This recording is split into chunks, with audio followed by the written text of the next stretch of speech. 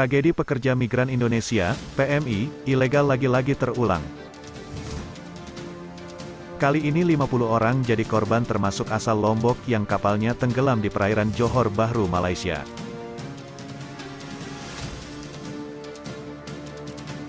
Peristiwa itu mendapat kritikan pedas dari pegiat buruh migran di NTB. Tragedi ini disinyalir karena ada keterlibatan pemerintah pada praktik PMI ilegal. Koordinator Pusat Bantuan Hukum Buruh Migran Nusa Tenggara Barat, PBHBM, Muhammad Soleh berpendapat, peristiwa itu terjadi diduga karena banyaknya calo pekerja migran berkeliaran hampir setiap desa di Lombok. Jadi calo itu berkuasa di desa.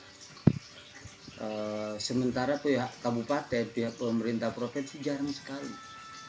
Jadi informan yang terdekat dengan calon, ya cuma calon. Kan harusnya jadi orang yang melakukan perekrutan, dia tidak punya P3NI, tidak punya izin dari Disnaker.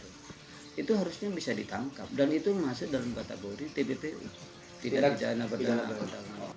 Maraknya para PMI ilegal tersebut terpengaruh oleh bujukan-bujukan dari calo-calo yang beredar.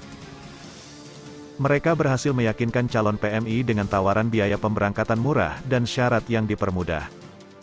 Pemerintah membuat biaya administrasi dan keberangkatan yang mahal dan serba birokratis.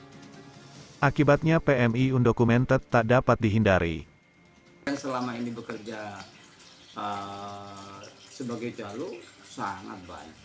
Jadi di kota, di kabupaten sangat banyak. Ada pernyataan ini sebenarnya pekerja migrannya sudah tahu bahwa prosedurnya begini, memang karena rayuan manis calo, iya. Dan itu di tenaga kerja dan keluarganya begitu berkali-kali mereka ini dia bilang bahwa ini si A, si B sudah ada di dan dia dapat pekerjaan. Selain itu, keberadaan calo di Lombok masih merajalela. Selama ini pemerintah atau penegak hukum hanya berhasil menindak segelintir calo-calo kecil. Sedangkan, para mafia besar yang melakukan tindak pidana perdagangan orang, TPPO, belum terungkap. Bahwa di lingkaran pemerintah ada oknum yang diduga terlibat dalam sindikat perdagangan orang tersebut. Pertanyaan Soleh, bagaimana bisa para PMI undocumented tersebut berhasil lolos dari pemantauan kalau tidak bermain mata dengan oknum petugas di dalam? Sementara BP2 PMI Provinsi NTB saat ini sudah bersikap terkait kasus kapal PMI di Johor Bahru. Instansi ini sudah membentuk tim investigasi melacak tekong dan jaringannya.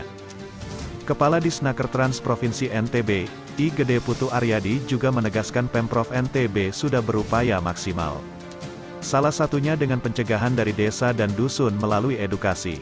Target Pemprov NTB adalah zero PMI ilegal. Salah satu upaya konkretnya adalah MO dengan Bupati dan Wali Kota 2020 lalu untuk pencegahan.